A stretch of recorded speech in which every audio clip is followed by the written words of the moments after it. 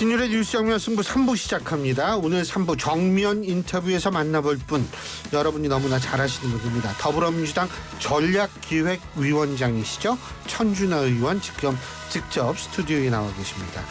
어서 오십시오. 네, 안녕하세요. 반갑습니다. 예. 아유, 이렇게 바쁘신데도 또 이렇게 나와주시고, 저희로서는 그래가지고 지금 난리예요. 잘해드리라고. 네.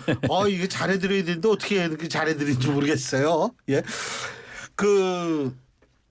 일단 첫 번째부터 제가 잘해드리는 건 이게 이 질문지대로 이렇게 질문하는 게 제가 잘해드리는 겁니다. 제가 워낙 질문지에서 주로 저는 질문지하고 상관없는 얘기를 많이 하는데, 계엄령 얘기부터 좀 해볼까요?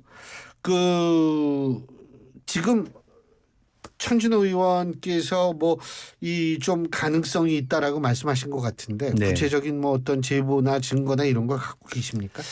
2016년에 예. 당시 추미애 당대표 시절에 계엄령 가능성에 대한 언급을 했었습니다. 예. 그때 당시에 박근혜 대통령 청와대에서도 정치 선동이다 이렇게 얘기를 했고, 당시 새누리당에서도 촛불 시민들을 자극하는 행위다라고 해서 강력하게 비난을 했었습니다. 그러고 나서 좀 잦아들었죠. 그런데 나중에 밝혀진 것은 그러고 나서 얼마 뒤에 실제로 기무사령부에서 계엄령을 준비하는 준비계획 문건이 작성되었다는 게 추후에 확인됐습니다. 준비계획입니까? 대비계획입니까? 대비계획입니다. 대비계획. 예, 대비계획 같은 내용입니다. 거기서 어떤 과정에서 이제 이것을 계엄을 이제 할 수 있고 절차는 어떻게 되고 어떻게 대응하는지 병력은 어떻게 움직이는지는 상세한 내용을 이제 담고 있는 거고요. 예를 들면 촛불 시민들을 탱크로 진압한다. 예를 들면 이런 내용들이 이제 거기에 들어있는 부분들인데요. 그게 실제로 사실로 이제 밝혀진 바가 있었습니다. 실제로 그런 기획을 이제 했었던 게 확인이 된 것이죠. 최근에 이제 그런 것뿐만이 아니라 인사를 좀 보면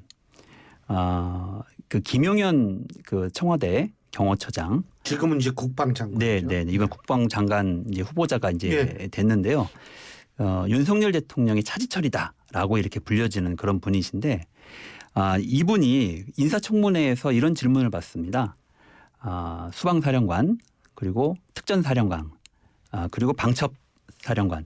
방첩사령관이 과거에 이제 기무부대 사령관이죠. 이분을 공간으로 초대해서 무슨 이야기를 나눴냐 이렇게 물어보는데, 공간으로 초대하지 않았다라고 하는 대답을 하지 않습니다. 근데 이 세 분이 어떤 사람이냐면, 계엄령을 이제 이 대통령에게 건의할 수 있는 사람이 두 사람이 있는 건데요. 국방부 장관하고 행안부 장관입니다. 근데 국방부 장관이 그 계엄령을 건의하려면 비상대책회의를 집해서 거기서 논의하는데, 그 구성 핵심 멤버들이 이 세 명입니다.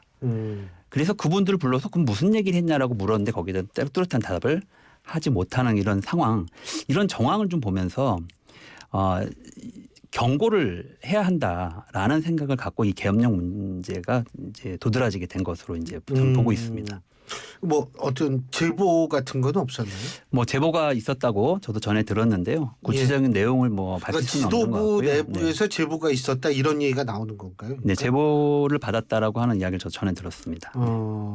근데 이제 그 구체적으로 어떤 제보인지는 우리 천 의원님께서는 아직 모르시고. 네. 제가 확인드릴 수는 없고요. 예, 그렇군요. 근데 오늘 보니까 김재원 국민의힘 최고위원이 우리 토론하자. 김민석 수석 최고위원한테 어떻게 받아들일 가능성이 있다고 보세요? 일단 계엄 자체가 사실은 있을 수 없는 일이고 있어서도 안 되는 일 아닙니까? 당연하죠. 저는 젊으셔서 그걸 모르시는데 저희 나이 또래는 계엄을 고등학교 때 이럴 때 많이 봤어요, 실제로. 있으면 안 되죠. 아마도 김민석 최고가 계엄 문제를 계속 언급하는 것은 조금이라도 그런 가능성이, 그런 정황이 있으면 안 된다는 것이고, 그에 대한 경고를 강하게 하자는 그런 의미로 좀 생각을 합니다. 그래서 저는 그렇게 좀 받아들이고 이해해 주시는 게 좋지 않을까 생각합니다. 토론이 성사될 가능성은 그리 크지 않다. 김민석 최고가 왜 그런 얘기를 하셨는지를 제가 한번 들어봐야 될 것 같긴 한데요. 아마도 그런 경고의 의미를 강하게 전달한 취지에서 얼마든지 근거를 갖고 이야기할 수 있는 부분이다, 이런 취지로 말씀하신 것으로 보고 있습니다. 어제 박찬대 원내대표가 교섭단체 연설했죠. 근데 어제 초등학생들이 거기 가가지고 뭐라 그래야 되나 그 견학을 한 모양이에요. 네. 그 오늘은 이제 추경호 원내대표가 네. 연설을 하고 근데 좀 그랬던 모양이에요. 네. 초등학생들이 보기에 어떻게 보세요? 일단은 오늘 여당 대표의 예. 집권 여당의 대표의 이제 연설이었는데요. 아무래도 야당과는 다르게 여당이라고 하면 국민들은 그러면 지금 여러 가지 시국의 주요한 현안들, 국민들이 가려운 부분들, 그리고 나라를 어떻게 운영해서 국민들을 행복하게 만들어줄지에 대한 국정 운영에 대한 대안과 비전의 이야기를 사실은 많이 궁금해했을 것 같습니다. 근데 사실은 안타깝게도 연설의 상당 부분이 야당에 대한 비난을 담고 있었거든요.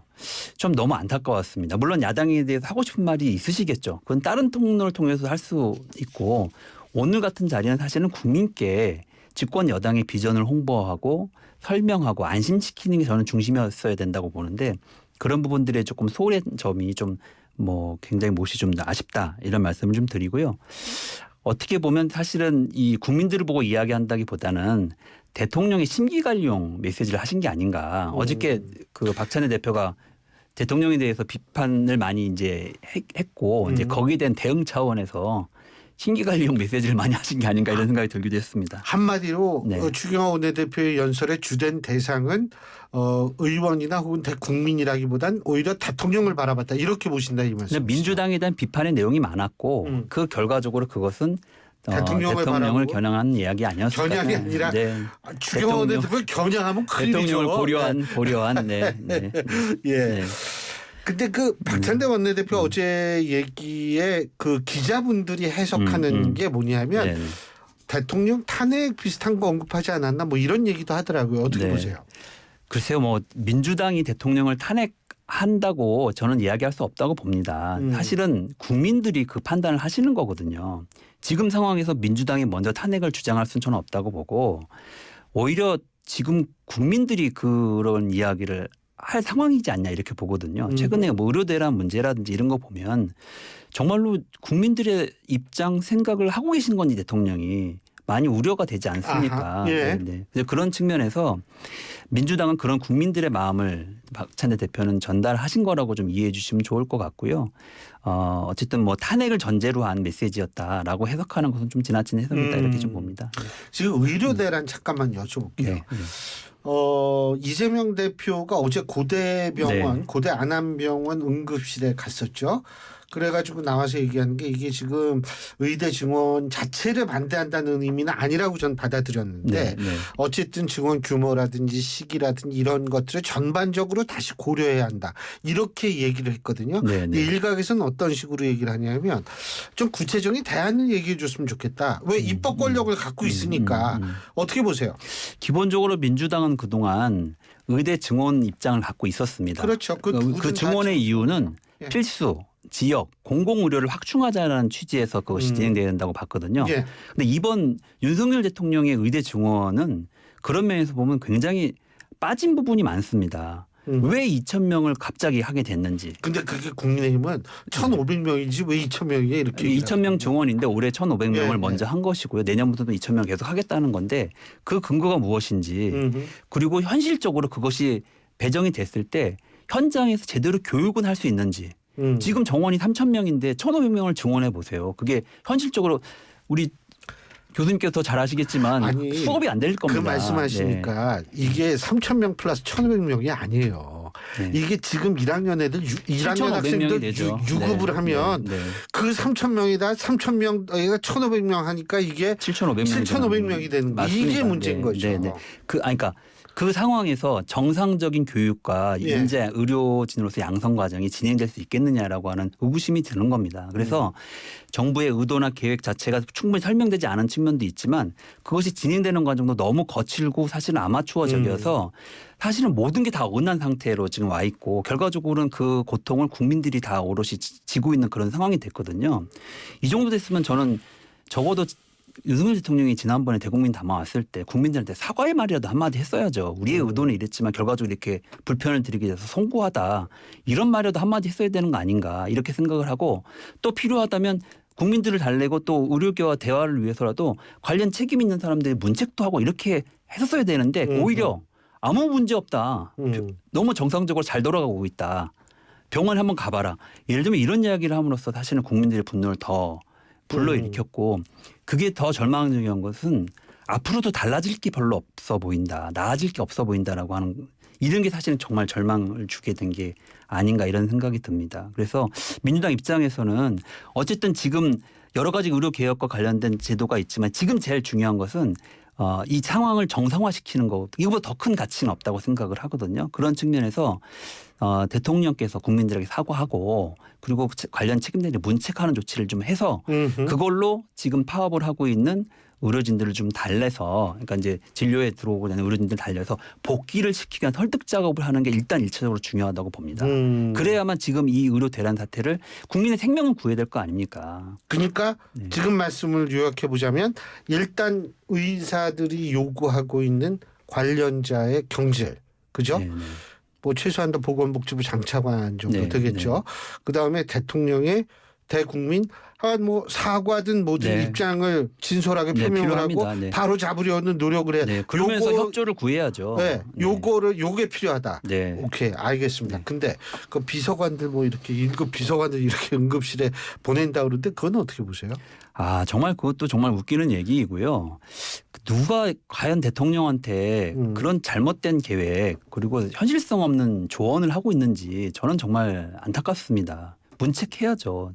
사실은 주변에서 바른 소리 하는 사람이 없는 것 같습니다. 대통령 주변에. 네. 이번 얼마 전에 군의관들 동원해서 또 의료 응급실에 보내겠다고 맞아요. 했는데 아니 그러면 군인들은 어떻게 합니까? 우리 장병들 군에서 복무하고 있는데 아프면 어떻게 하라는 얘기입니까? 그리고 그 사람들이 실제로 응급실에 가도 일을 할 수가 없답니다. 그래서 다시 돌아가는 일도 발생하고 이렇게 된 거 아닙니까? 그렇죠. 네. 그런 경우 많죠. 그러니까 책임질 일을 또 안 하려고 그런다는 그런 측면도 있는 것 같더라고요. 그 의료 대란 그 문제도 있고 참 그리고 저 문재인 전 대통령 그 평산 마을인가요? 네.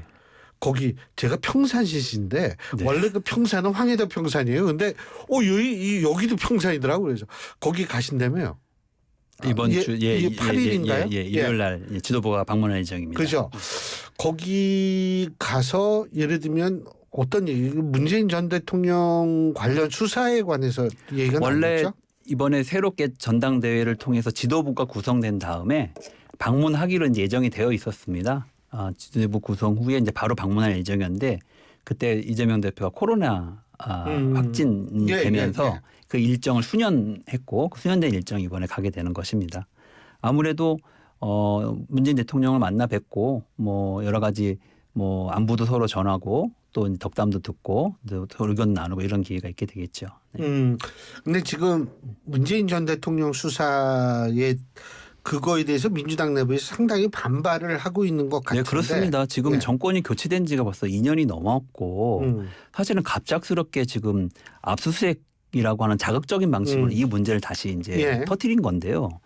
통상적으로 이 정부가 정권에 대한 지지율이 떨어지거나 폭락을 하게 되면 검찰권을 동원해서 압수수색, 기소, 소환 뭐 이런 방식으로 국면 전환 시도를 많이 해왔습니다. 이번에도 전형적인 그런 모습이고 그 뒤에 뭐 피의 사실을 언론에 흘리는 방식으로 사실은 망신주기 지금 계속 하고 있거든요. 과거에 노무현 대통령 눈두렁 시계와 같은 그런 이야기들을 좀 하고 있는 형편인데 너무나 이제 사실은 이 검찰권을 동원해서 뭐 마구잡이로 사실은 이런 정치 탄압을 진행하고 있는 것에 대해서 총력 대응을 하려고 당도 대책위도 만들고 힘을 좀 모으고 있는 상황입니다. 제가 근데 좀 질문을 하나 드리고 싶은 게 초일행가 뭐 있잖아요. 비명들의 모임이다 뭐 이런 얘기를 하는데 지금 문재인 전 대통령에 대한 수사 이렇게 되면은 이게 친문들이 오히려 더 단결이 될까요? 친문 친명들의 구분이 없어질까요? 어떻게 보세요?